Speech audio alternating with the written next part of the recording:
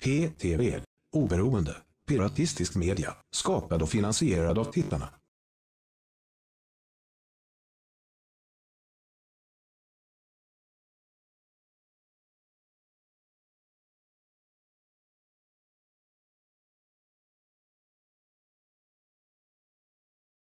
Hello, everyone, and welcome to another episode. Sorry, that was me messing around with the sound a little bit.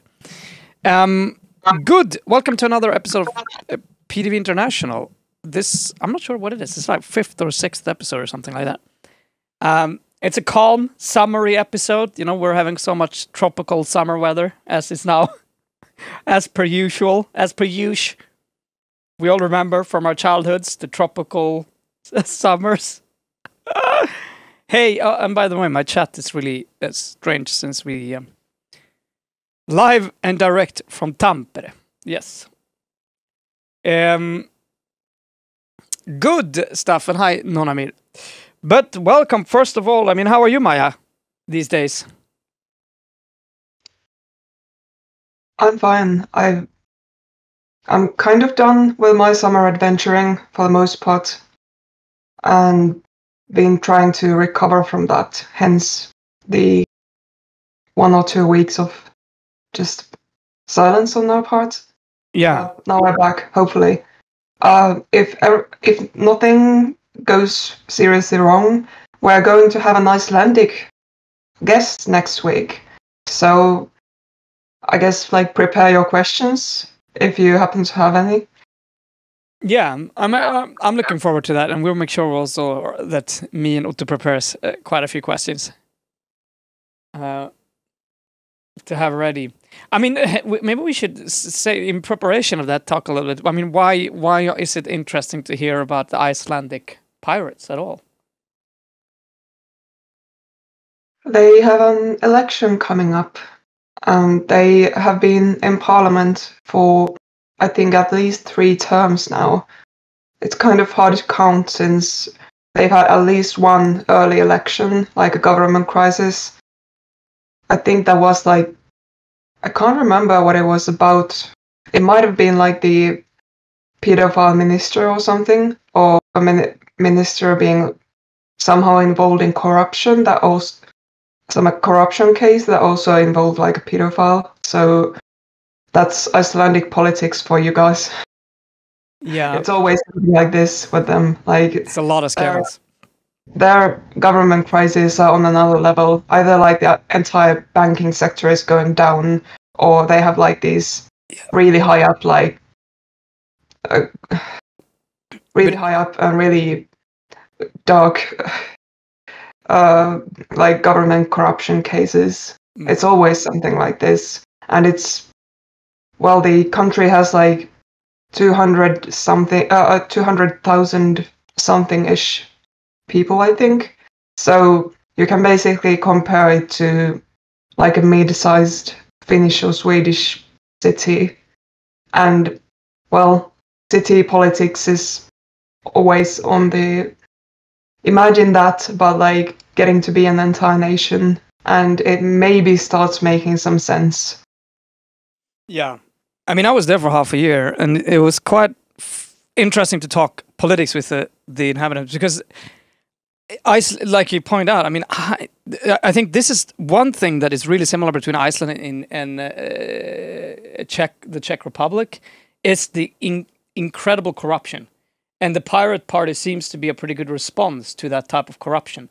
When people start learning about it, they start valuing transparency and all of those values. Pirate Party seems to be good. But it's been huge.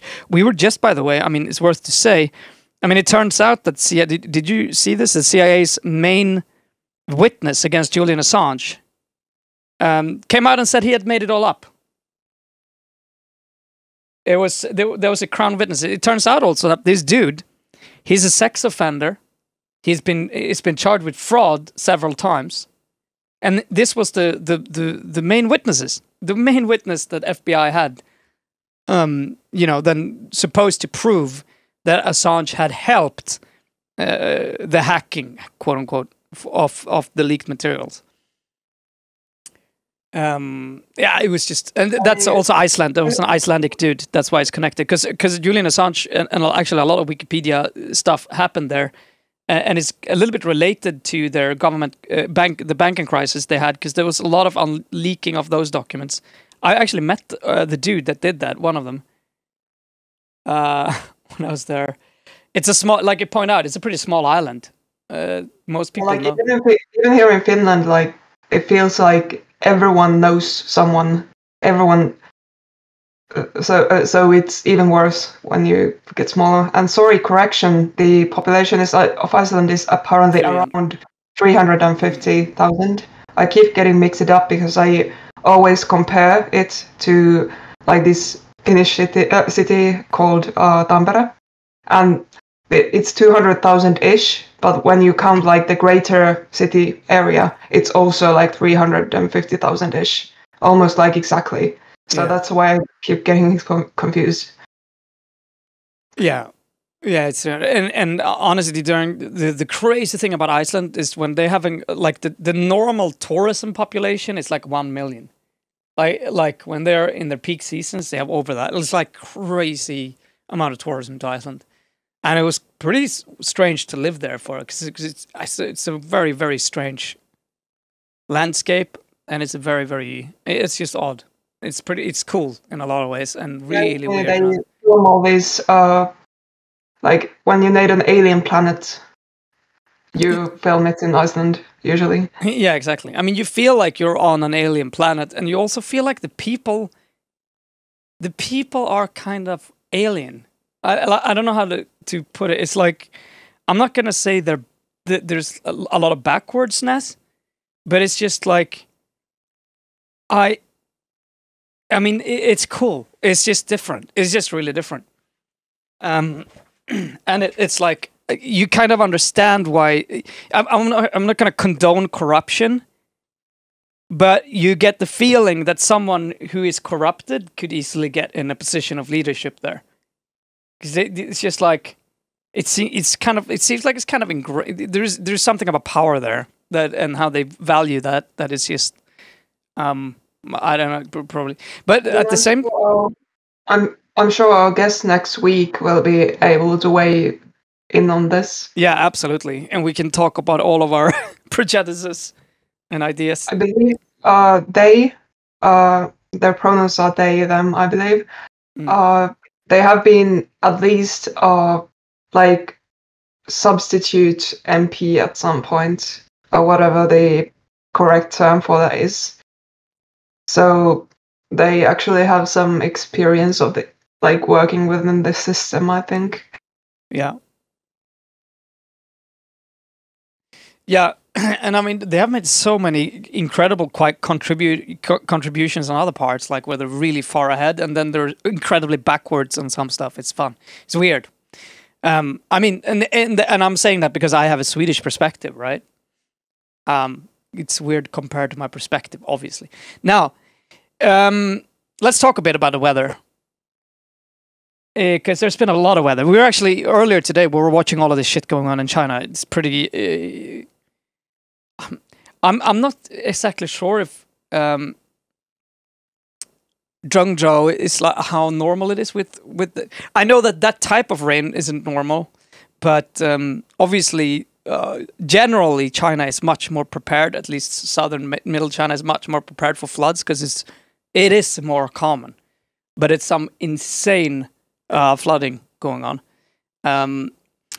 So, but I don't think we don't particularly have to watch this because we actually did just watch a lot of videos from there. But there is So we probably should start with the tweet, like.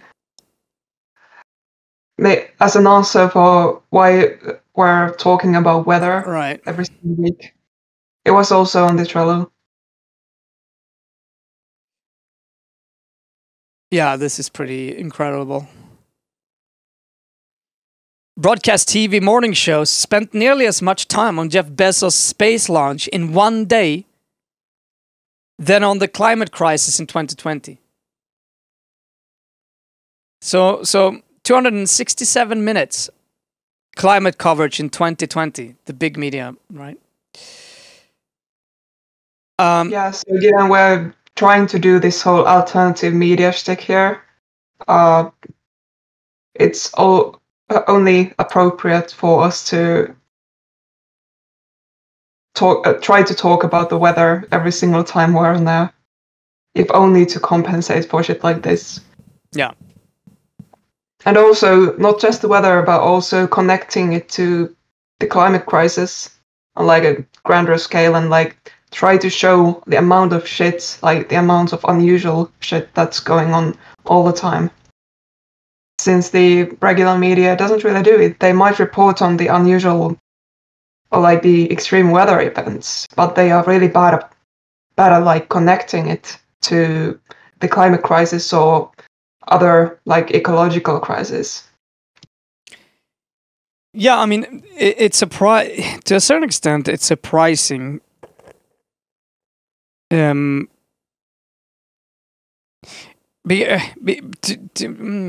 not sure it's really not that surprising, but you have this idea that media, like, you can capitalize on fear, and there is this general idea, and you get this from the right all of the time. It's blown out of proportion. It's not real. Da da da da da. All of that stuff, right? That typical science denial. But the reality is, our media is actually really bad at talking about this. Is really bad at reporting about this, and and that's just like.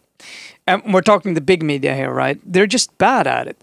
And a lot of these conflicts, a lot of the small conflict, like here in Sweden, when we're, starting to cut down the last piece of our untouched forests in the north, and the Sápmi community is being crushed, right? Like they were supposed to have. I mean, these things aren't being covered, and the consequences aren't really being covered at all. And the connections, like you point out, isn't covered. The reason I thought about it is because Greta has been up there with some other activists and giving them like social media support. So I'm getting this through like my climate bubble currently, but there's nothing on actual media, like mainstream media here. No, it's very, very, very little, and the connections aren't really made, and just reporting, and that's kind of the thing, and it's so weird to me. It's just like it's so pathetic. I mean, oh God, this whole thing. So, something on the chat, like I'm not sure I believe that. What do you want to elaborate? What are you referring to with that? This is minutes of coverage on ABC's Good Morning America, CBS This Morning, and NBC's Today, including the live launch coverage by these networks during the 9 a.m. hour from July 20th of business launch coverage versus 1 year of climate change coverage.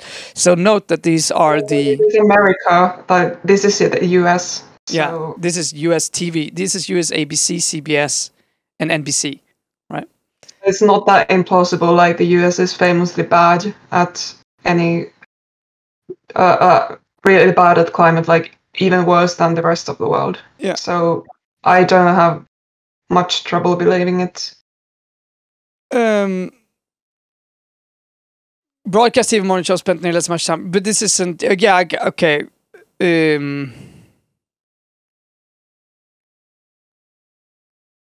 Now, what they mean is they say including live launch coverage by these networks during the 9. So what they mean is they include in Jeff Bezos the live launch coverage, right? It's not just the reports that he went up; they actually had the specifics. Yeah. So, so I understand what you mean, though. I mean, I'm not sure the comparison gets weird. But that's as far as I can understand it. But yeah, I like a lot of people say, "Oh yeah, how blown out of proportion this is in media." But yeah, I think to be honest, media is just really bad at reporting this. It's also, I think it's really hard to, for media that makes money to make money out of climate change. Like it's just like Greta is great. Like the thing is, and that's kind of the fun thing about that stuff. Anyone who's controversial you can cash in on, you know? So like, Greta is awesome.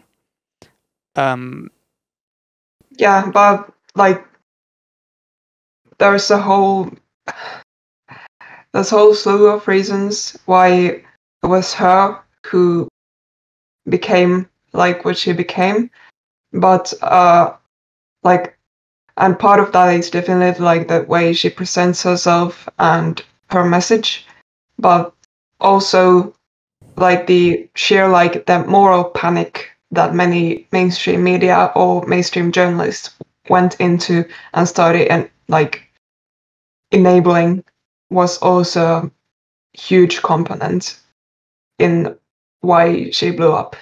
Like there would have been no Greta phenomenon without mainstream media starting to platform these people who were just unreasonably upset over her existing and saying these things. Yeah, absolutely. Absolutely. I mean, I think, yeah, because I mean, the reporting about her in the very beginning was just, yeah, so there is this girl that's protesting climate, you know? And it didn't take much more than that for it to become a huge outrage in Sweden. Like, the Swedish response was insane. Like, she should be in school. That's illegal. You know, like, what the fuck? Like, so yeah. But I think that's often the case. I mean, you have this complete overreactions that is crazy. I mean, in many ways, I mean, why BLM became a huge hashtag is also because of that outrage. You never had to. It's just like so many of these things. And it's sad that that sort of, I'm not sure what the media is supposed to do there. As long as we have a media who is optimizing the way they earn money, that type of outrage and feeding that sort of I would say right-wing outrage is a very good idea to get clicks, because these people get so emotional. I mean, it's incredible talking to someone who really hates Greta. You're like, what the hell? Like, how I can't even begin. Like, how did this happen to you, man? Like, what's wrong? Like, it's they're just emotions, right? Yeah, like really makes you question whether real snowflakes are. Yeah, well, I mean, absolutely. We've been sitting and watching a lot of Swedish right-wing politicians talk, and it's like it's really nutty right now because it's just emotions. There's not. I think I like a little bit. I told you like the Swedish right-wing. Just feels. Yeah, the Swedish Democrat leader in his whole speech, he didn't talk about one single political initiative. It was only about strength and the weak enemy and the super secret enemy that is so much power and all. I mean, it was like it's incredible that they are allowed to keep some form of facade, that they're not just like completely emotionally outraged. And probably I'd say a lot of them are like emotionally shunted. They just don't understand that they are having emotions. That's the problem. Yeah, like the Nike thing with all the conservatives burning their shoes. And we're, Yeah, you know what? never had to deal with any of that. So Yeah, so we keep seeing these really weird childish outbursts all the time. But we have a lot of pictures and articles Right. about what's been going on around the world in terms of weather and climate. So maybe we could just have those, go through those in the background. So this is The Guardian that publishing climate crisis 50 photos of extreme weather around the world in pictures. And these are from the past half a year. Just the past half a year.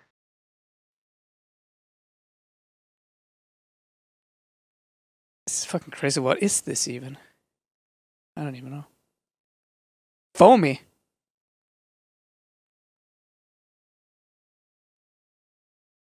This Like, looks like it's in UK, right? Yeah, it is. Like, Oh, there's an information. Let's look. yeah, that's some information. I'm not sure if it's going to display it nicely. Yeah, like that. So the first one was also UK. This is UK. Sheep rest on a hillside and flames of a more fire rise behind them. But I think this is a planned fire, right? No? I know they do this occasionally. Probably not this one. I'm not sure if they would add it. Visitors experienced unusual conditions on Dorset Jurassic coast in May as exceptionally high winds combined with a high tide produced spume, which blew across the holiday resort of West Bay. It looks so gooky. Floodwaters surround a car parked outside a row of houses in west of England after Storm Christoph brought home heavy rains across the country. I mean, when we talk about this, we were just looking at just as a comparison, there was, I think, 150 millimeters of rain that caused a crisis in Germany, essentially. But that was in Germany, 150 millimeters of rain in 24 hours. And in China today or yesterday, then it was 1 hour of 200 millimeters of rain.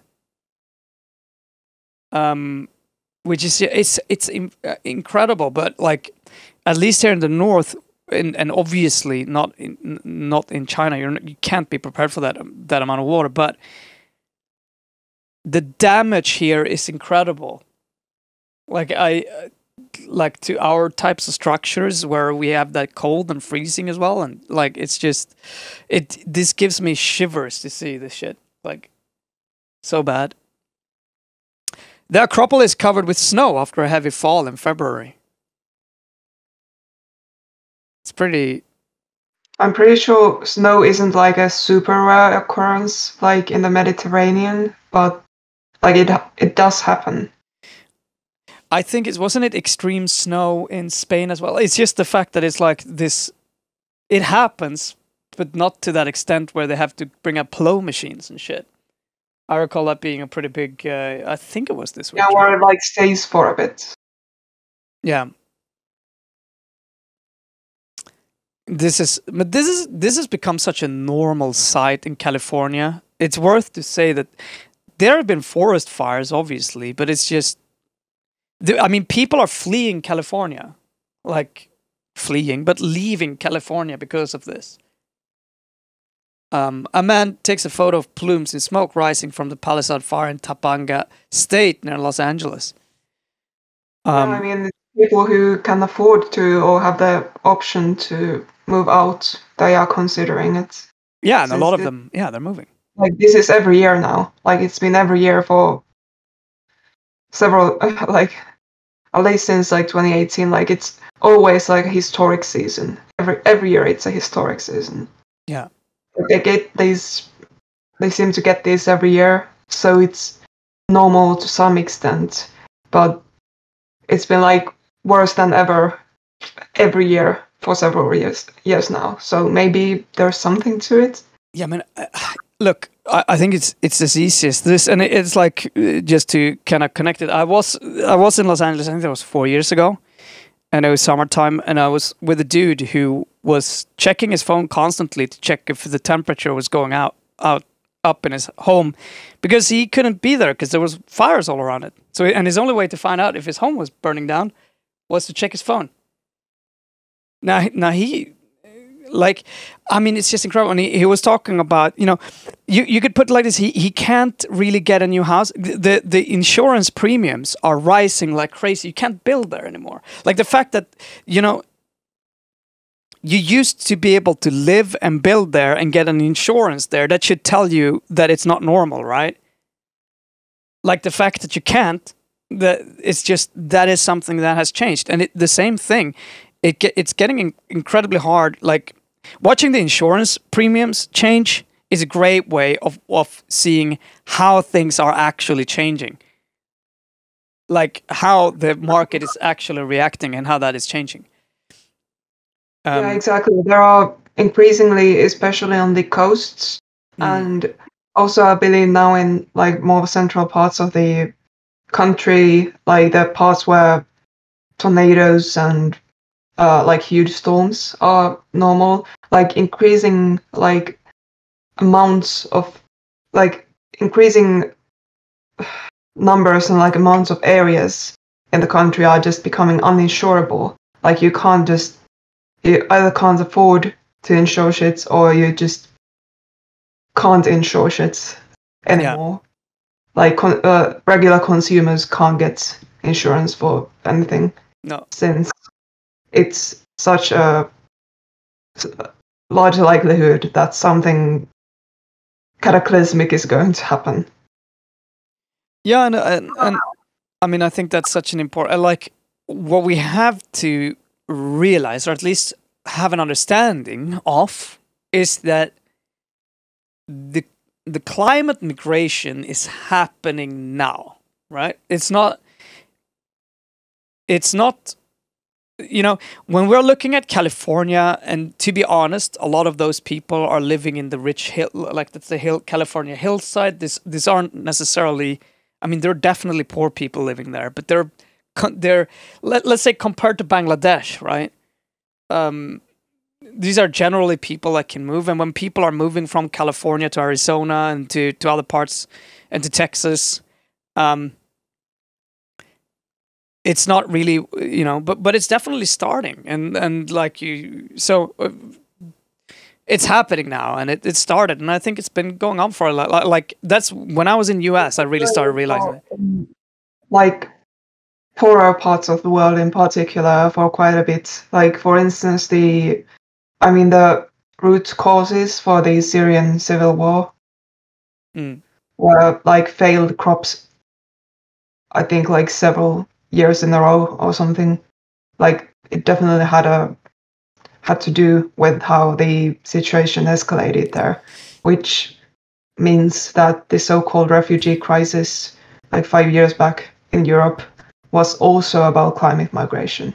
Yeah, I mean, absolutely. Like the changes to these sort of extreme weather, like, I mean, I think you just watch the floods and you're gonna understand that the farmers aren't gonna be too excited about that, right? Like it changes everything. Like anything that's unpredictable is not good. It's horrible for people. Like, and you know what? Something people don't seem to understand, or this is something I want to believe that is keeping people from understanding like the severity of the situation. Like our entire societies, like our global system, like our species, like our civilization is built on the expectation that there are some things that are always going to be the way they have been so far, like consistency. There are some expectations we can have reasonably, like some degree of predictability. Like that's what our entire civilization is based on, and a lot of that predictability is getting like thrown out of the window right now, all across the world. And like starting with it's the food that's going to do us in, most likely. Yeah, like I mean, absolutely. That's the thing that's already fundamentally destabilizing many areas of the world, and that's going to like most immediately fuck all of us over. And like it scares the shit out of me, and it's hard to, like, I've been trying to understand how more people aren't like as scared about it as many of the people I work with on the regular, and I'm sort of holding on to the hope that they just haven't realized these things yet. I think it's a combination of things, really. I think, and I mean that's when you're watching a lot of liberals turning to fascism, you know, in different ways.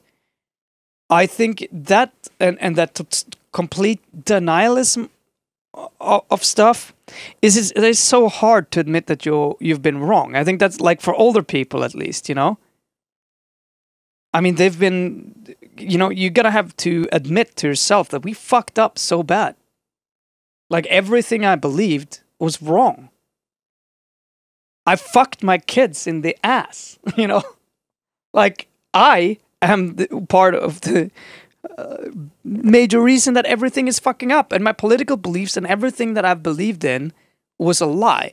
I think I think to kind of try to force people to that realization is so hard, and it's so much easier to just bite in on like, oh no, this is not, it's not going on, and I think there's another aspect of it that is just the hopelessness, right? Which I think is as dangerous, right, to a certain extent, which is just, well, it's happening, but whatever, let's just party, right? I mean, you can't do anything, and this is the pivot that I'm hearing from young conservatives, is like, yeah, so what? It's too late anyway. So, I mean, they're pivoting from doesn't happen at all to, well, it's too late anyway. Like, what can we do about it, right? Something you just said is being clipped, or apparently should be clipped.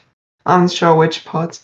And yes, I said we're not talking Swedish because I understand Swedish, but I'm not that great at talking or speaking it. So yeah, maybe one day. Kanske en dag. I don't know. PTV stands for Pirate TV, which is the name of the channel. No, you should know this, Harmony. You know this, Harmony Payne. But yeah, we're trying to do some international news occasionally, and we, you know, in lieu of the fact that the climate crisis doesn't, you know, we should at least make sure that one day it gets as much coverage as Jeff Bezos' trip to the moon.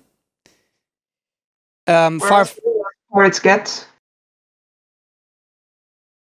We're real pirates. That's true. I love this photo. It's beautiful. Yeah, that's awesome. There's so much going on in this photo that I like. Yeah, starting with the fact that like something is being done about the fires. Yeah, and I love the little firefighters. I mean, there is something Renaissance-y about this. I love the perspective it puts. It's some beautiful photos here, actually. This is a firefighting plane drops Foss check. It's like in all pieces of concept art, you have like the little guy in the corner with a stick for scale. So we have the guys in the foreground for scale. Yeah, I mean, I don't even know. Like, there's so much about this photo. Yeah, okay, to get this photo, and I don't doubt that this is a real photograph. Okay, I don't, because there is great photographers out there, but I can just say the timing of this is almost impossible. You have to be, yeah, you have to be good. Not these planes don't fly that fast, but just imagine. Anyway. I mean, that's what photographers do. They find themselves or get themselves to the right place at the right time. Yeah, this is one of those situations. I mean, I'm sure they've fixed the colors and stuff, and this is really... But anyway, let's go to the next one. This is Origin, this is US again, an aerial image showing various clusters of fire burning across the state. This is so cool. The resolution is shit though, but this is like... it should have been... I would have loved this a little bit more zoomed out.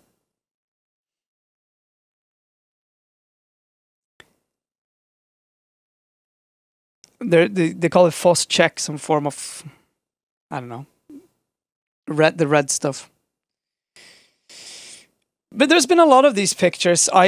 There is something that I like about these pictures, you know, because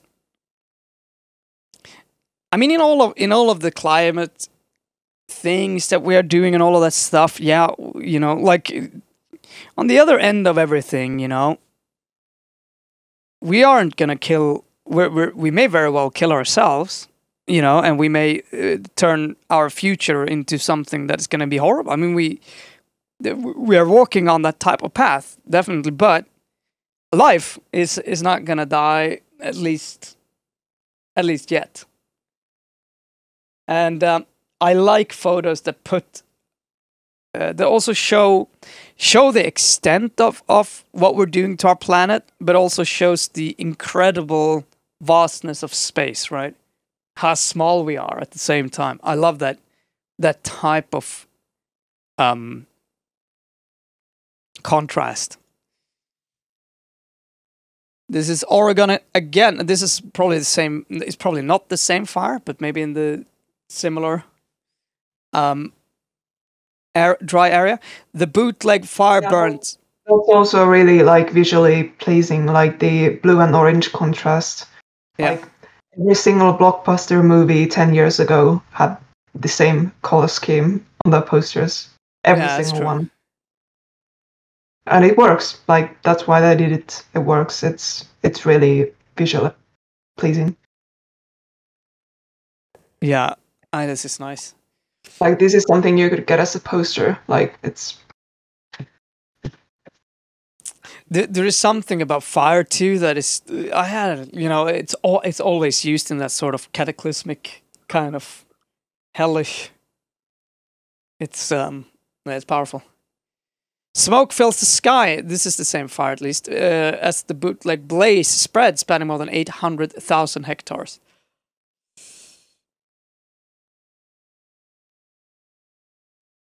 It looks like a normal cloud to me. Although you can tell it looks different. Oh, this is sweet.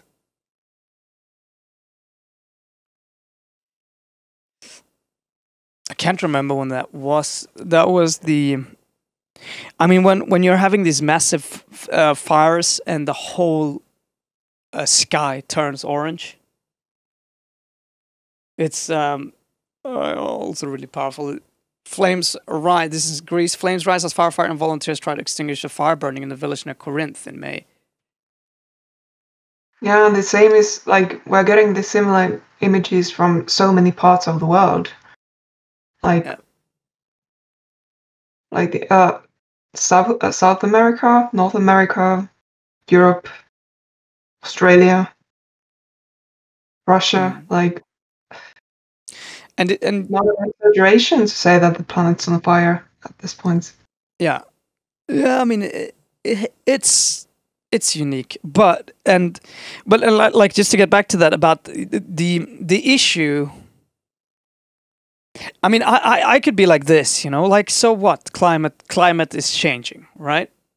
If the climate changed to something different, that would be horrible.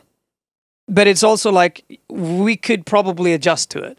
It would probably mean that some places become uninhabitable. And I think this is what most people think about climate change. They think, well, okay, so maybe some people, and we live in Sweden, we're probably fine, they think, knowing very little about the complexity of our planet. I mean, we don't even ourselves know.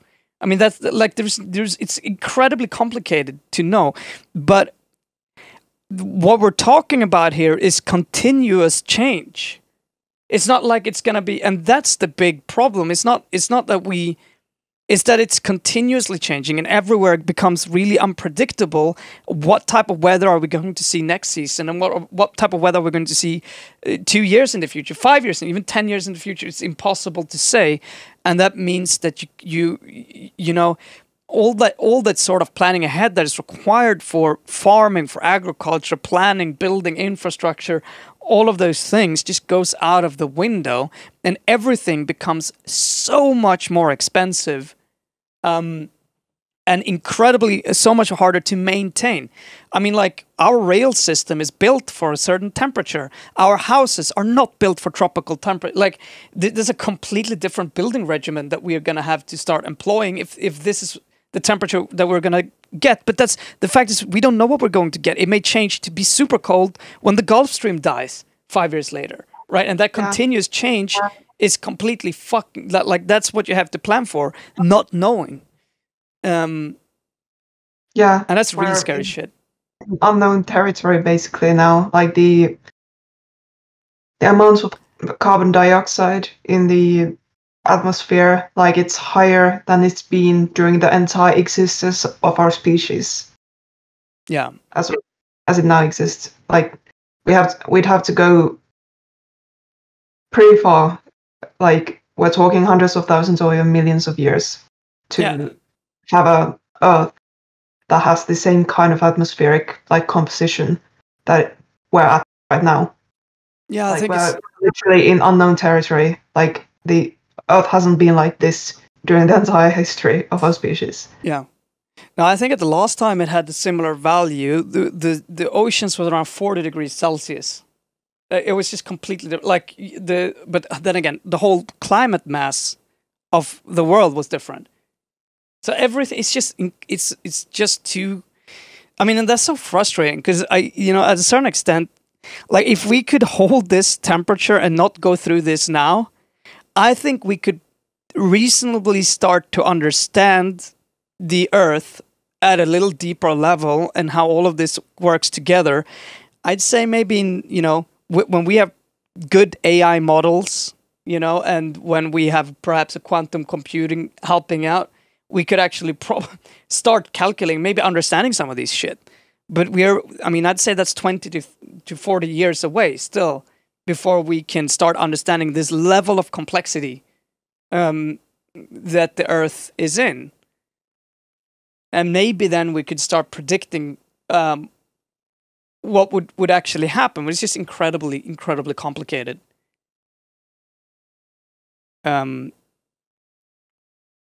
Portland residents fill a cooling center to escape temperature exceeding 40 degrees Celsius.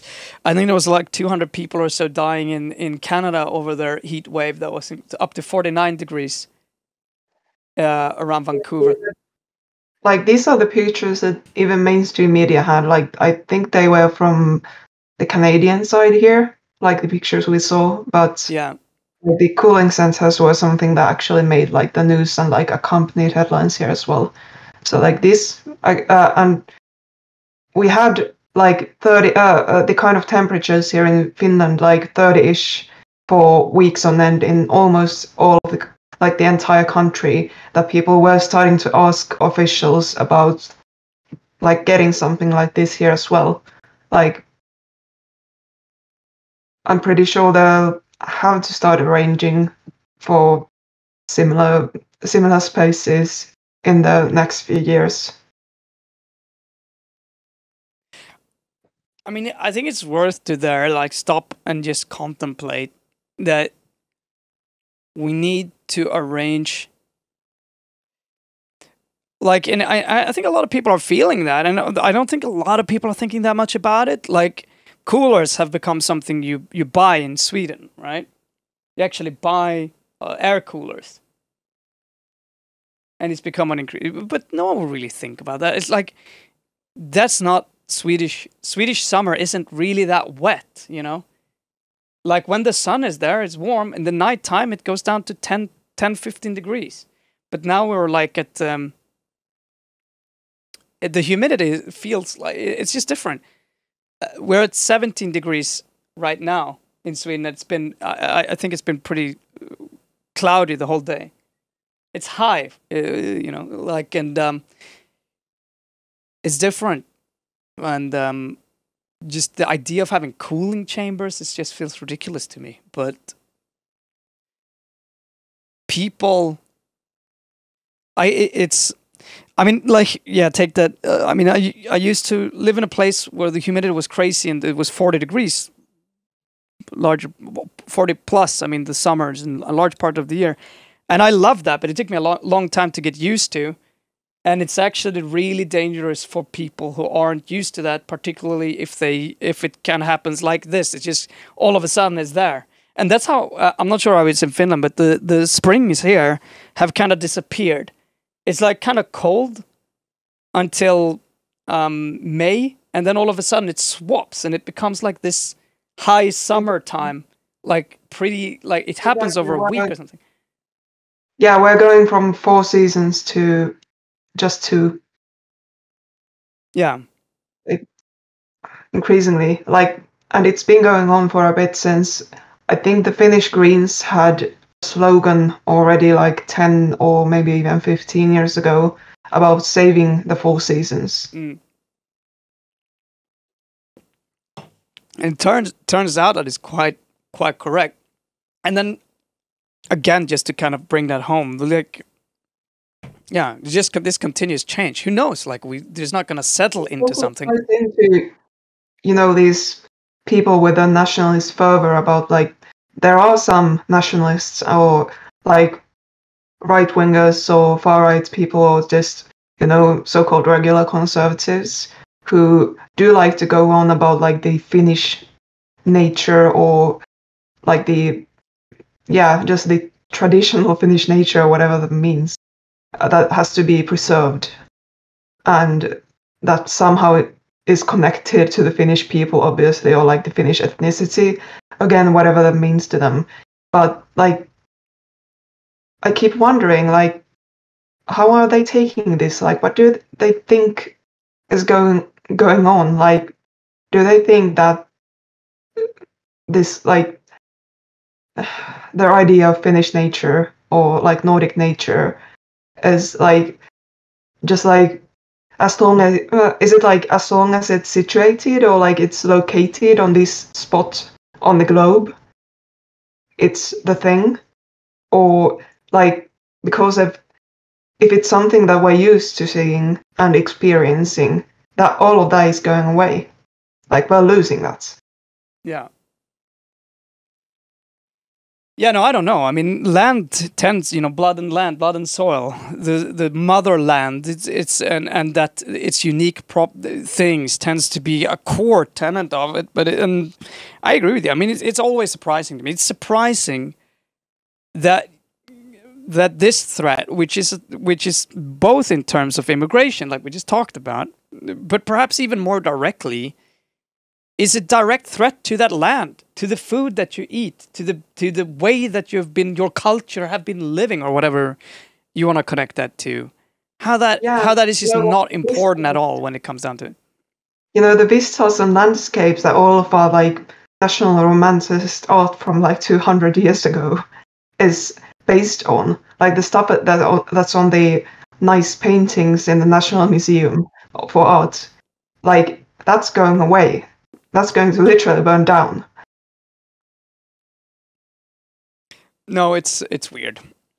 I don't think we can try to figure out what they. Like, if that would be like some kind of a, if you manage to get funding, like actually get a bunch of like, I don't know, VR artists or just like traditional artists to sort of imagine and put them together with some scientists or like future people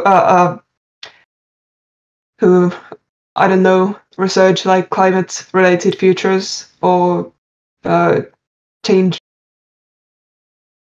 and have them like draw up like scenes or like what the country might look like, what these landscapes might look like in like 30 years.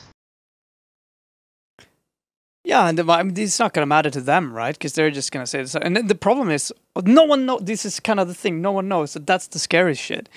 I don't think we can try to figure out what they think, because they don't understand how their ideas that they're just. I mean, I don't worry.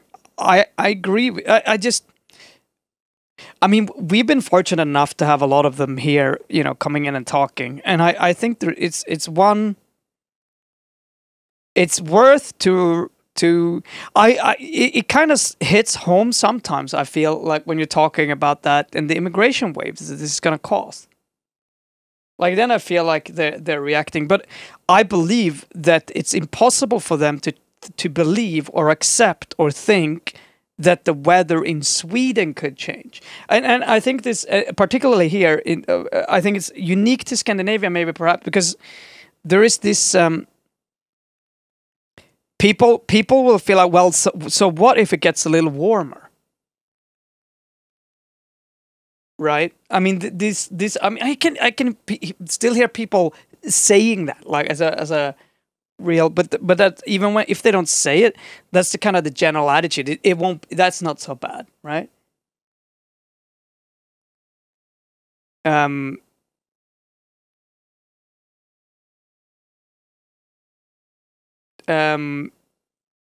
But yeah, there's a ton of these photos, so yeah. I mean, we were actually. I can stop a little bit. Because this one, we were watching this video, and it's just. Wow. I mean, it also goes to show. I mean, our soil, like, and you get this in China too. But I mean, this is ruined, and the soil is ruined. This is ruined, right? Like all of the crops that you see. I mean, it's not like next year. This is fucked. Bye. This is funny though. Yeah, our soil and like the literal landscapes aren't made to last this, like handle this amount of water. Like I've actually seen some arguments about how the kind of thing we've seen in Central Europe now, especially in Germany recently, wouldn't be possible in the Nordics since we still have like relatively more like trees left, like tree cover, which kind of like keeps the literal ground, like the soil together. But I'm not so sure about that. Like it's true that they have like way less left of the natural forest cover than we do, but still we have very little natural forest left as well. Like, we have almost nothing. It's just like the like forestry industries, like these so-called economic forests, or we even call them like forest fields. Exactly. After like farm fields. No, the way it works in Sweden, forests. I think it's the same as in Finland, and this is actually UN has we talked about. I want to have a big stream about these forests, because I want to get into that much deeper. But I guess Finland has the same as in Sweden, and what they tend to do is that, and this is really bad, even for this. If we get this huge rain, so they take this large lot and they cut down everything, right? But they can't cut down everything. So but they cut down everything in a large patch. And then they will plant new trees. And all the trees there grow up at the same age. And then they move to the next part. And they'll cut them down. And the problem is, obviously, first of all, it's really important that the trees are of different age in an area because of the local life, right? There's everything from moss and these things that takes hundreds of years to grow, but a lot of different insects that live on these trees when they're in different ages. So it's actually a really, really bad way of doing things. But also, like, if we would get this sort of rain where you have newly planted, they can't bind anything. I mean, in some parts it's just nothing, right? Obviously, there's nothing binding the soil there at all. But I mean, in a large of these other parts, there's going to be trees that are way too young to bind any soil at any greater extent, right? And you just have to hope that the sub-vegetation can do the job. But if you get like that sort of insane amount, like, 100 millimeters more in an hour, that's like the power of that is incredible. And we were just watching the videos before. I've been unfortunate, I guess, enough to be in those situations in Yangshuo in China, where they had to flood because there was so much rain. So they had to let it go, and it flooded the whole city. And luckily, you got a warning with an hour, but that was it's insane, and it's the force, right, and everything it takes away. It's crazy. Like, it's just incredibly scary, and I don't in just how much it removes. These images doesn't even do it justice. Like, it's just fucked up. Liminal says that's the rich people attitude, and that's why you unfortunately lead climate disasters in the rich world for people to start acting. I definitely agree to a certain extent. The problem is that even the worst climate crises that we could expect, they're probably not going to affect the rich people all that much.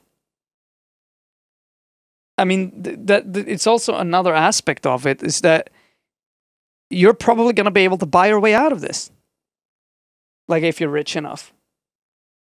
Yeah, you can like buy property and build a house somewhere, always somewhere that's a bit less affected. And they're going to be happy as long as they are like just less affected than the rest of the rabble. Yeah, basically. And this is why the rabble have to be united on the importance of this. And that's why it's so important, because that's the only way this is going to change is by activism. It's going to change by people stopping their job, by people saying no, by people putting pressure on their politicians. And for us to be able to do that, from unions and from whatever it is, we can't be divided the way we are on this, and we can't deny that this shit is happening, right? Like that sort of stuff. It's just sad. You can't, like, this is the kind of thing you can't stop by closing up your borders or like locking up the wrong people who you think are the wrong color or wrong whatever. Like, that's not how it works. That's not how any of it works. Yeah. Yeah, Nagno says, but activists should be against the law. Exactly. I mean, this is the huge fight, and I mean, in US, in many of these red states, they've actually outlawed it. Like, there was a huge backlash the other day because they've implemented BLM laws, which is essentially that protesters. They've made so many weird laws in different states, but basically it's illegal to block an interstate, meaning that it's always kind of been illegal, but the police have the right to use force to just break it up. It turns out though that it was pro-Cuban, Free Cuba demonstrators that blocked an interstate, and obviously. The right-wing governor said, well, we don't have a laws for that to do anything about it. He's like, you just passed the law to, like, it's obvious. Actually, like, they have the right to do so, but they are under no obligation to, execute or enforce those laws when they don't feel like it. Like, they just have the right. Yeah. They don't have to do it. Like, it's never the same rules for everyone. Like, that's one of the. I'm not sure if it's like an older thing or if it's actually people keep attributing it to like the comments of like one blog post from like the aughts, I think. Like, conservatism is about the belief that like there should be laws that apply to other poor people particularly. Yeah, like that protect some people and bind others or something like this. Like, yeah, I mean, it's not. I'm not saying it either. Like, it's unique. It's funny. They also had this type of law, which I think is so talking, that if you drove into protesters, I can't remember what state, you are not to be held liable, right? So if you feel threatened in a car by protesters, you are not doing any crime by killing them essentially with your car, which is.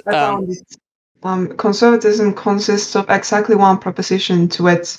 There must be in-groups whom the law protects but does not bind, alongside out-groups whom the law binds but does not protect. Yeah, there you go. That's the core. That's really the core value of it, and it's important to point that out because it's become. I'm going to be honest and say that's a little bit. It used to be a little bit of a caricature of conservatism, because there was a lot of conservatives who I would say were quite fair, who went back to and they believed something. But today it's becoming very clear that type of fascism is growing. Woman cool, their horse is off in the water. That's a nice little pond there.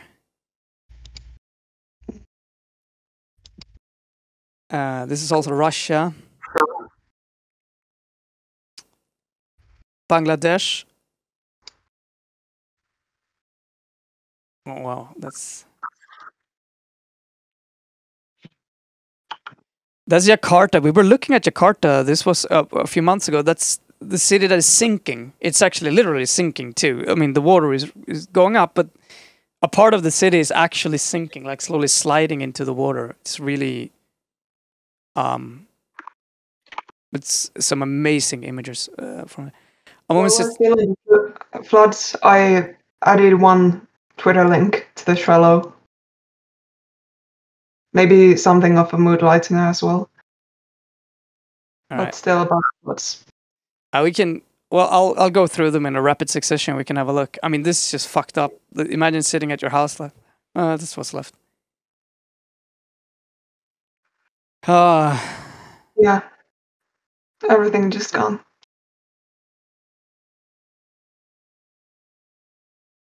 Czech Republic. Tornado. This is the tornado. Wow, that's a massive tornado. Good, you can see the path.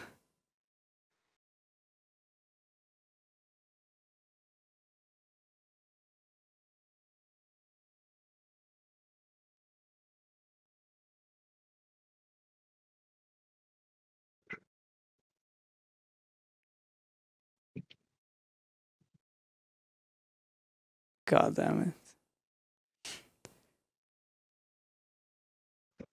Australia have a knack for this though.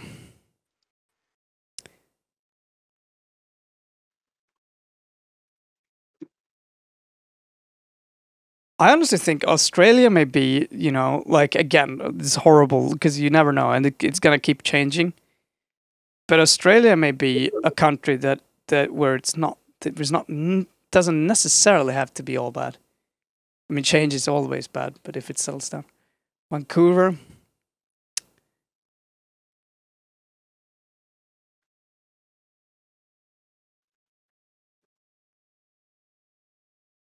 Oh yeah, Jakarta. Jakarta is so fucked. Like we said, the whole city is. Oh, Is screwed. Well, not the whole city. Large parts of that city is screwed, regardless.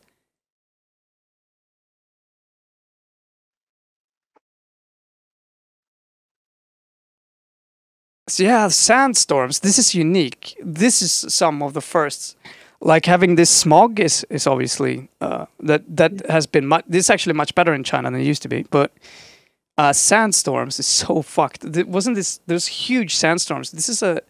I mean, Beijing's had those for ages. I think that since they're like that far enough, like into the continent, away from the like their climate is more continental than like coastal or oceanic or whatever. I don't know the terminology in English, but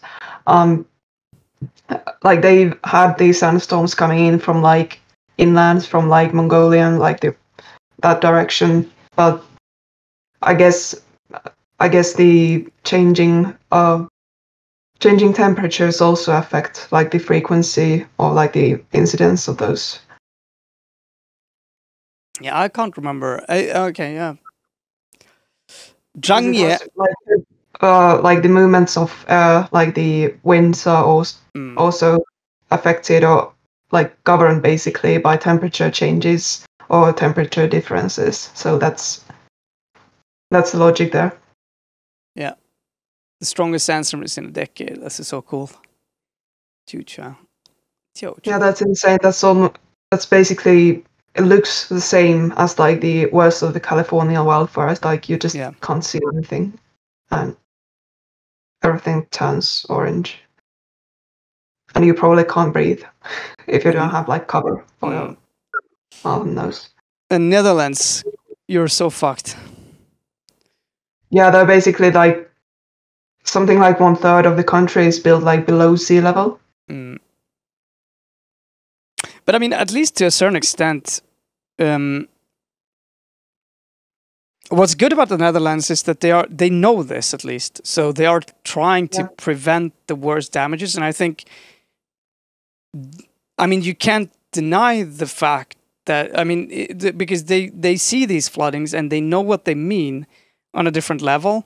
And like someone said in the chat, I mean, it's good, at least to a certain extent, it's good that we are getting some of these things so that we're starting to prepare what we can prepare, right? Building seawalls, making sure that the water can always be led away relatively quicker than it can.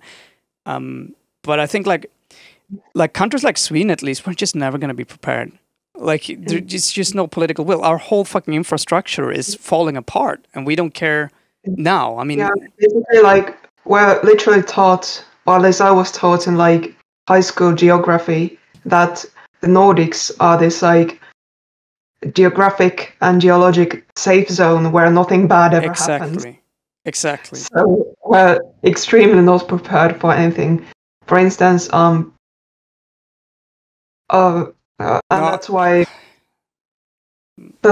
some I don't know, but it might have implications for some forms of industry. Even like there was just a few days ago, I think, an aluminum plant also in China blew up because of the floods.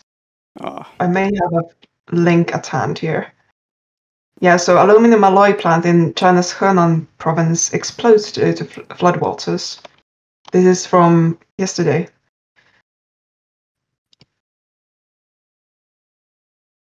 Yeah, there isn't much else to it. Like some walls got breached, and the massive water masses came into contact with like the heated up alloy, and boom.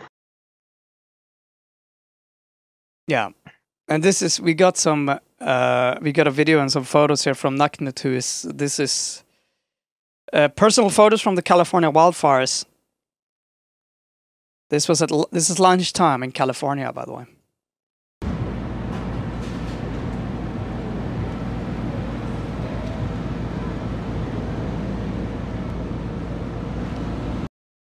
It's just fucked up. That's so scary.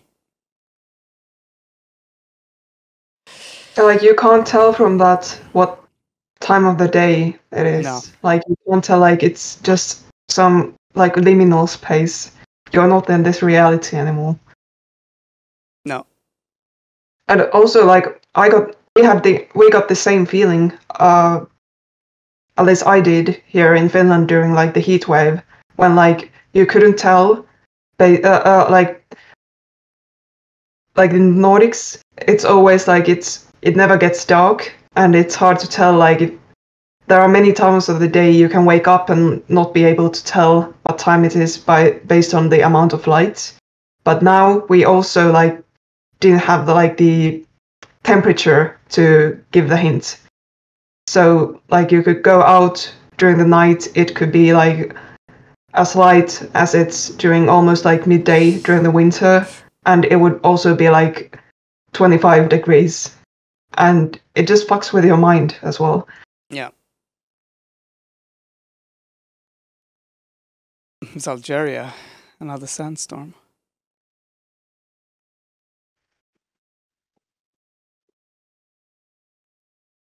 All right, yeah. This was a volcano. It was pretty nice. Yeah, this probably doesn't qualify as weather, but yeah. No, and I mean, this is kind of the thing, and this is also why it gets so convoluted. You have certain places where flooding is natural. You know, and it gets a little bit weird when we're trying to compare that. That's not normally what's happened in Central Europe, right? That's a change. That's an extreme weather, right, for that particular period. But I mean, if you look at, and I have no idea about this particular area, but if you're in a flood delta, a lot of these deltas, they survive on the flood. The whole flood is I mean, that's Australia kind of dried up. It used to have the kind of that same sort of rain flooding, flooding, and that's like what brings life to the whole region. And it's actually, it may look really scary, but everyone knows that, and they actually build their houses that way. And sometimes it's so frustrating because, and I understand the will to go like, oh yeah, that's some extreme. No, I mean, flooding isn't all extreme weather when it's happening in a place where it's supposed to happen. It's actually much more dangerous if there is no flood in a typical flooded delta. That if the flooded deltas disappear, where there are flooded deltas, I can tell you, then we will have food shortages. Like a lot of those flood beds are some of the best. I mean, that's going to be huge, and so there you want that floods. There are other areas where we are not prepared for it, and particularly if the thing is, if it would settle down, right, and we would have a new flood bed in Central Europe, we could get used to that. Flooded area, we'd use that. We'd find, but if it's constantly changing and unpredictable, again, that's really bad. Anyhow, a lot about the weather. Now I think we've covered. Now we can be proud of ourselves. Covered. Do that shit. And I actually we don't have particular much today, but there's some other things. You had a link as well, more on weather, right? Or did we go through all of it? There were plenty of links, yeah.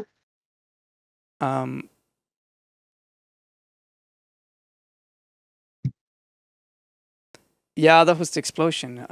Was there a video of that too? Yeah, and that's Twitter. Yeah, there's a video. That second link. Uh-huh.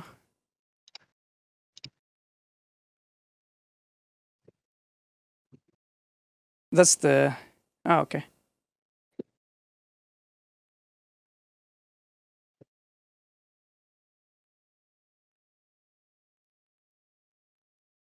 Yeah, so the text basically on the tweet says that this is the like the controlled transition away from fossil fuels. This is how it happens. Like this is how Cars. controlled it's going to be at this rate. Well, it's at least good when they are removing the cars. Yeah. The flood. Oh man, the destruction of... I don't even want to think about it. Have any one of you had water damages? Like in a Western house? It's ruined. It's fucked. It's absolutely hopeless. You're never gonna get... I mean, I wonder... The insurance companies are fucked, right? They're never gonna pay. It's like... The foundations of these houses are completely ruined. Like, I can't even start to imagine how much yeah. This is so fucked up. Yeah, I feel pain. I don't want to watch that after having water damages here. Yeah, it's also why, like, there was, when you get to a certain scale, like maybe in the midterm, the markets may be able to respond somehow, but it's definitely not going to help everyone who's like fucked over by this now. It's just not helpful. Like, it's not going to mobilize the kind of response that is needed. Like, that's why we need the infrastructure bills and we had like, the response to everything. Yeah. And we had such a beautiful chance of doing that right now during COVID-19, you know? Starting big infrastructure spending to employ a lot of people who've lost their job and build actually new, perhaps state-owned companies, or distributing them into companies that can honestly work. There's a lot of manual labor there that could have been used, and you could have done it safe. You could have done so many things, but instead we spent it all on the stock market. Like, it's unbelievable to me. A lot of things that have happened during this and this doctrine that you can't spend and the budget has to be balanced. They just blow it out completely, just blow it all away. You know, on saving huge, and not even saving, on making sure that these huge industries gets to pay their shareholders dividend. That's essentially what it went to.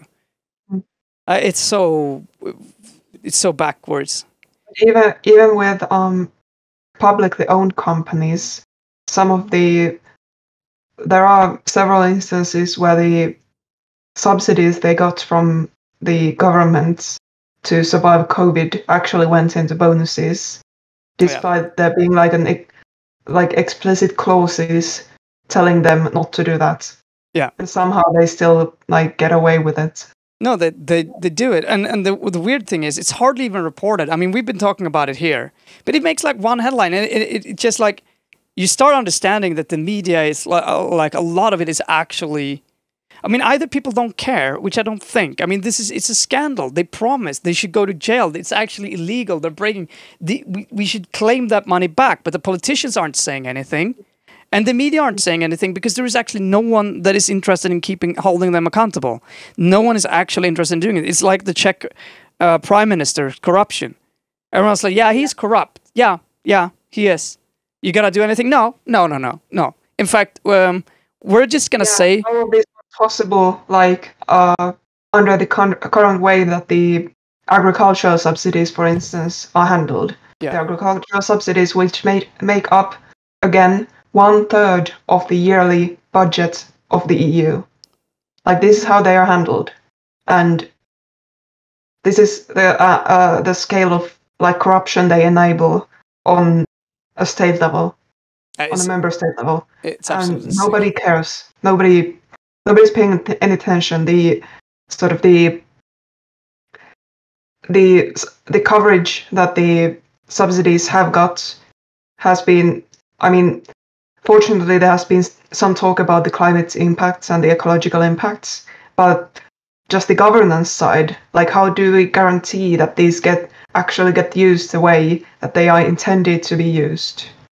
No, it's a huge issue. I mean, their own report says that 25% of the total aid that they give, right, the total subsidies that they give to countries goes into corruption, like goes into parts where it was never supposed to be going, and they have no way of checking it either, and no intention of checking it. It's just all of that stuff is just frustrating. But I mean, I think it kind of goes to show that people just don't like.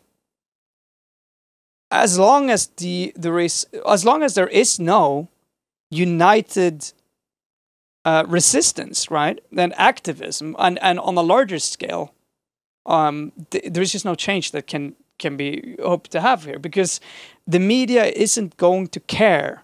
They have lost their job. I mean, their job now is to earn money and keeping us busy, right? And doing all of these sort of like, I mean, I can take it as an example, and I think it's kind of, you know, we've been looking into Arbetsförmedlingen here, the Swedish employment service, where you have to go, and to get any cash, you need to apply for 50 jobs a month, because obviously jobs just magically happen when you're starving. Like, you know, like if you're forced to search for jobs, they appear. The reason people are unemployed is that like they're just not trying hard enough. Yeah, exactly. So you need to force them to make 50 employment. Whatever. The point is that's being incredibly used. There's private organizations that are doing this, and they're educating people without actually educating them. It's incredibly corrupt, and we've had a huge. I mean, it's just ridiculous. And so, at one point in 2018, Mikael, who've been doing this, they finally, after doing this for 2 years, he catches a big break, and one of the Swedish working union papers are going to bring this up. It was really good. Like, and they finally do. They make a huge expose on this, how there is no one being educated, and they're paying millions, these private companies, and they're just sitting. They're sitting. They're like sitting and they're being taught how to read bus table, terminal table, timetables for buses. Who uses that anymore? Like, you know, like it's completely ridiculous stuff, right? But what happens is, you know, is that after this they're supposed to follow up on it, but then when he talks to the paper, they just tell him, oh yeah, well, it's over now. You've done a great job, and you know, now you can rest that we're going to follow up on this, and your job is done. He's like, what? Yeah, well, you know, the companies here, like the Swedish the Svenska Näringsliv, this organization, they've agreed to hold a seminar. They're going to have a seminar on how we can improve this. And I mean, look at you. You're famous now. You've been in the newspaper. You know, and he's like, but nothing has changed. And he's like, well, don't worry. It's well, in fact, I mean, you know, you were talking about changing things. You got to understand that's a little bit hard. In fact, the last time we did this, it took 6 years to actually push for a change, and it's just not worth it, because it's no one really reads that. And obviously, it turns out that the union as well that are involved there, they are also a part of the one of the decisions makers behind making this new Swedish immigrant service rules. So they're involved. I mean, the way you do it is by just involve all of these, like let them all take a part of the pie. And I mean, in Sweden, I think we only have 3 media companies left now. There's only 3 media companies that of any significance left in Sweden. So yeah, we can't. They will not do. This is not what they want to report about, because it's not earning them any money, and it's not in their interest. Their interest rests with the other power, with the other elite factors in society. Anyway, I thought this was pretty fun. Sorry for ranting about that for so long. Cannabis in focus, same shit. Israel PM warns Unilever boss of a Ben & Jerry boycott. I think we can watch this video a little bit. Sure. For those of you who don't know, I can give some background. I'm not sure about what Ben & Jerry particularly did with Israel, but Ben & Jerry is one of the companies that outwards have taken a pretty... Their marketing focus has clearly been to appeal to... They don't give a shit, really, about the conservative customers. Let's just say that. Fuck that. We support trans people, we support this, and go fuck yourself. They've been really clear on that marketing angle. Mm. And they've gotten a lot of hate for it. Because obviously, companies shouldn't be political. Like companies haven't always been political. God damn it. Right. Let's watch. Ice cream just got political. Ben & Jerry's says it will stop selling its products in the occupied Palestinian territories. The firm says operating there is inconsistent with its values.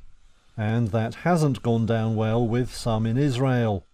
Prime Minister Naftali Bennett said the decision was morally wrong. His party favours building Jewish settlements in the West Bank, though most countries view the practice as illegal. The decision by Ben & Jerry's, which is known for taking a strong stance on ethical issues, also means a headache for parent firm Unilever. Bennett called the move a glaring anti-Israel measure and said the UK giant should expect severe consequences.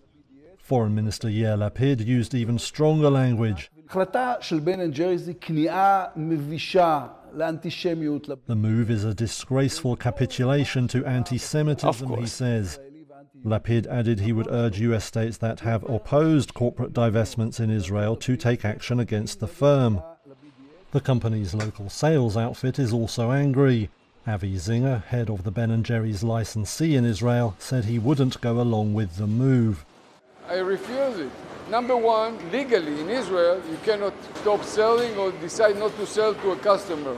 It doesn't matter if the customer is in Tel Aviv or in Haifa. So legally I cannot do it. And as an Israeli, and as a manufacturer and company that lives here, there's no way I can say no to Israeli citizens. In a statement, Unilever said it remained committed to the Israeli market, but respected Ben & Jerry's right to make its own decisions. The brand is given considerable autonomy under terms agreed when Unilever bought it in 2000. A spokesman for the Palestine Liberation Organization said it welcomed moves by any company to withdraw from the settlements.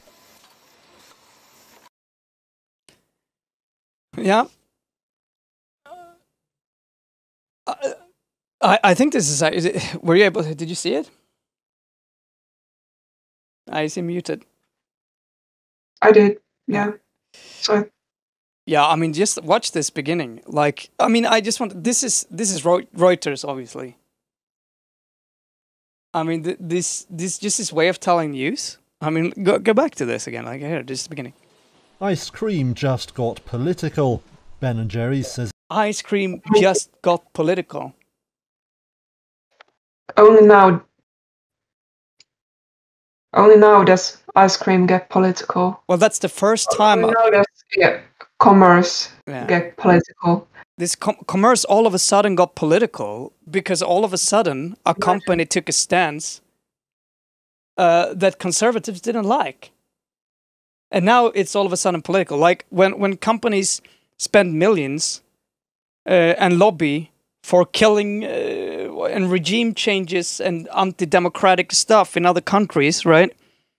So that they can excavate resources or military complex shit or whatever, oil, all that. That's not political, you see. Companies are never political if they agree with the way that we want them to, what we want them to do. I mean, it's just like everyone knows this bullshit. I don't understand. Like, this is Reuters, right? I mean, obviously they're going to be this way, but it's ridiculous. And I think it's worth to stop them every time. Come on.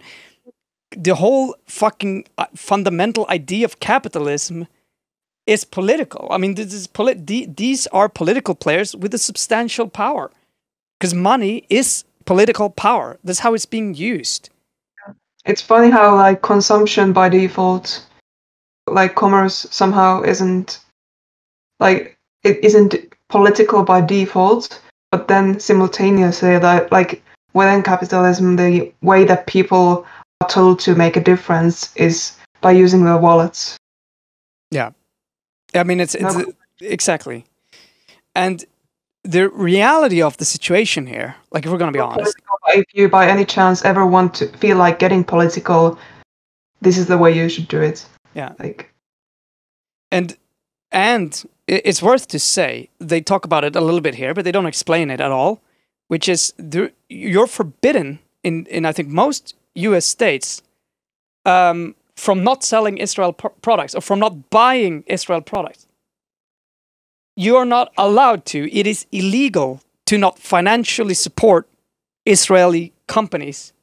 Yeah. So and the people or like the groups, the kind of activism getting literally cancelled on campuses has for decades been like pro-Palestine stuff, like or anti-Israel stuff. Like that's what's actually consistently being cancelled and like driven off university campuses.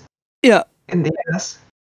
I mean, it's obvious. It's incredibly clear to anyone, and I think this is the absolute ridiculous place. You can have people who are like free market on the other hand, on one hand. On the other hand, they can go out and make stuff like this. Companies have never influenced anything politically. Now it's the first. And by the way, also, we're going to make sure that you have to buy. You don't even have a free choice. Like, the market isn't free. And the irony is it's them that's making sure that it isn't free. Because they are going to want to make sure that you don't have a choice. Because you shouldn't be able to cancel anything. You should only be able to cancel things that they don't want you to cancel, essentially. So it's just incredibly frustrating. And it's also slightly annoying. We're probably we're not going through weather and climate in general to just sort of US adjacent. Yeah, it's very US adjacent. Well, and next week we're going to have a guest, so we're going to have like a mega like EU politics episode the week after, since we just got the EU Climate Act, basically like this huge law package. That's true. Fit for 55 or whatever, and let's just say that it's far from sufficient, far from perfect. It's like some kind of a minimum they could have put out. And then also in copyright directive news, the CGEU statement, I think, the AG statement on Article 17, which is the upload filter one, that finally came out. And so there's a lot of EU politics that's happened even now during like the deepest weeks of summer.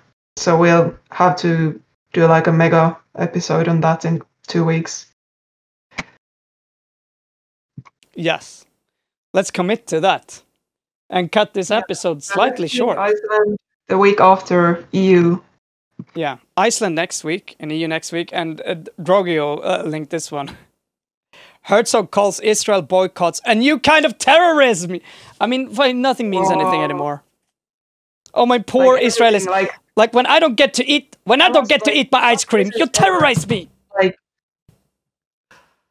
Like we need at this point we need to have a list of things that aren't terrorism instead of a list of things that are terrorism. But I mean, can you imagine how spoiled you are when you literally think that, you know, like, oh yeah, sure, we're killing Palestinians, we're driving them from their homes, like all of that stuff. But you know what? I'm not getting ice cream, and that's also terror. I mean, this is like when people talk about white fragility, like this is kind of it. It's just ridiculous. Any type of ice cream I'd like to. Yeah, I don't get Tom and Jerry. Sorry, Ben and Jerry, screw you guys. If I'm not getting my ice cream, you're terrorists for not serving me. Like, fuck. Jesus Christ, bro. Oh, shit. It's incredible. Ben & Jerry's is a US firm, right? So maybe this also, I'm not sure if Israel keeps a list of state sponsors of terrorism like the US does, but does this make the US a state sponsor of terrorism? Or like any country that, I don't know, has any functions? I mean, it's The Ben & Jerry's company, like, are they now state sponsors of terrorism? that's true, but I mean, imagine this on the other side of it all. I mean, we're talking about one product that a private company decides not to import, and that's apparently terrorism, according to Israel, right? I mean, Yep. what's happening against Venezuela? That's a billion-folds worse terrorism, because that's literally every single fucking product, and it's state-sponsored terrorism. This is like a private company that are making their decision, all right? But they, Israel, USA, and us in the West, we're sponsoring like we have state-sponsored terrorism that's billion times worse against other countries. I mean, what? Going states that don't do things the way you would like them to do. Yeah, but I love it. This is so funny. Well, get me, mate. If I don't get my ice cream, you're terrible yeast. Seriously, bro. Like, what the fuck? God damn. This is just. At what point does it become so ridiculous that everyone just starts laughing at these dudes? Like at some point, they just gotta be there where most people just like, oh no. But this as like basically politics is terrorism. yeah, I mean, apparently making a decision to not sell to someone, you know. So if I'm going to you and I want to sell, you want to buy something of me, I'm gonna have to say yes, of course.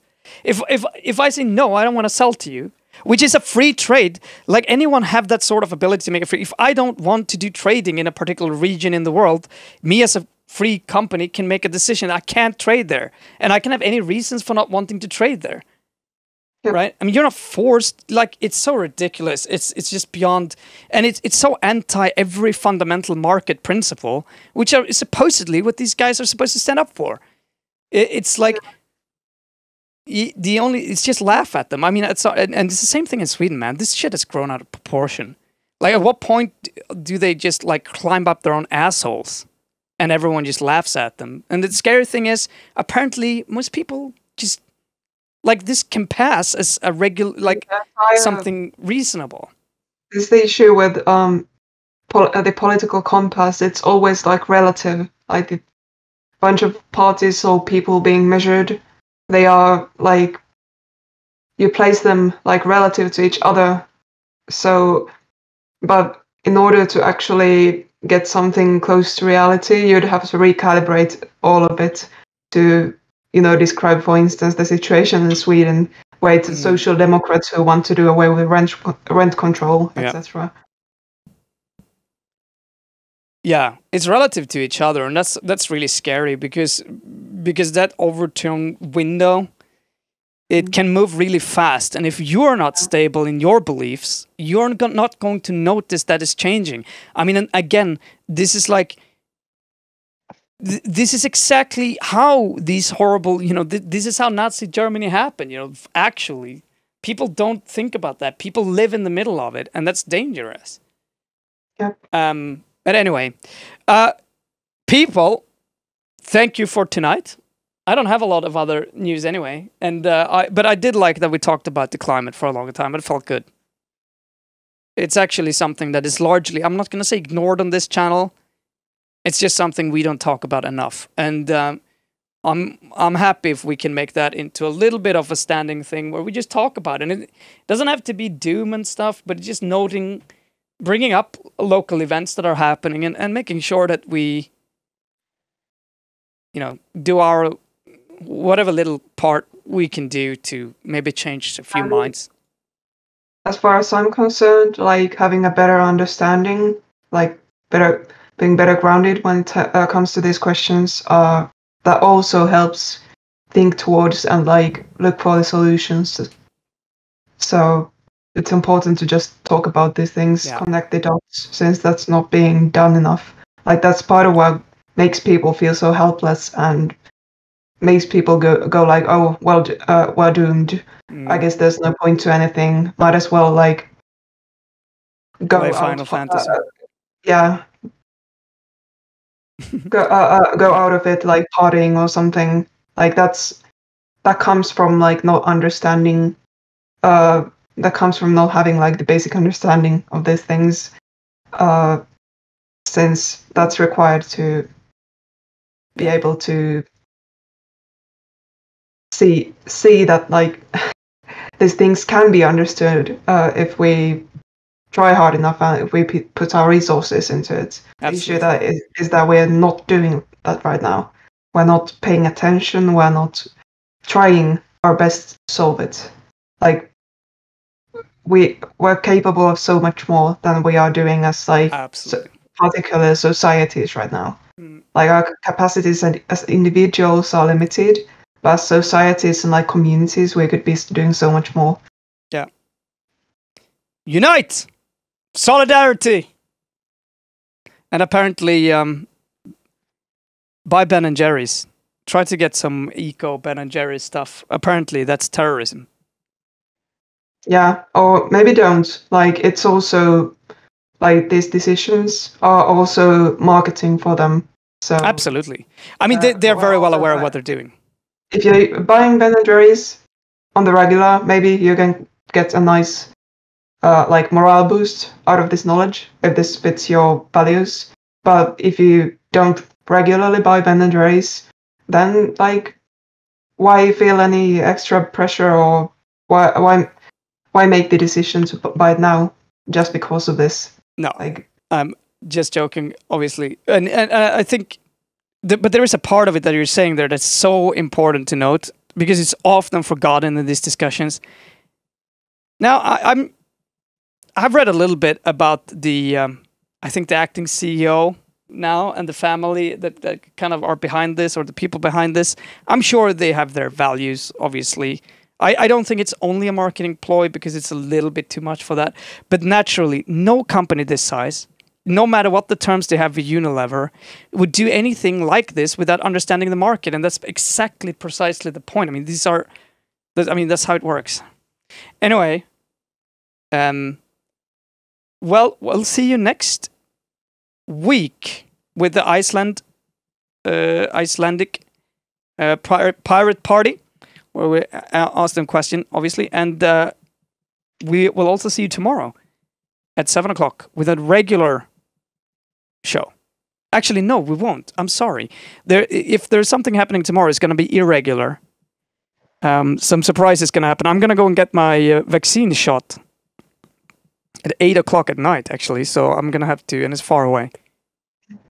Yeah, and remember, bring all your stupid and also your good questions about Iceland, and maybe particularly the upcoming elections there and Icelandic politics for the show next week. Yes, please. Great. Ice cream pirate party is going to come. We'll talk ice cream. Good. Sleep tight, everyone, and we'll see you later. PTV, oberoende, piratistisk media, skapad och finansierad av tittarna. Whenever I raid before this show, my chat gets all fucked up and I can only see the chat from the whatever we're raiding. Oh. Hello. Sorry. PTV, oberoende, piratistisk media, skapad och finansierad av tittarna.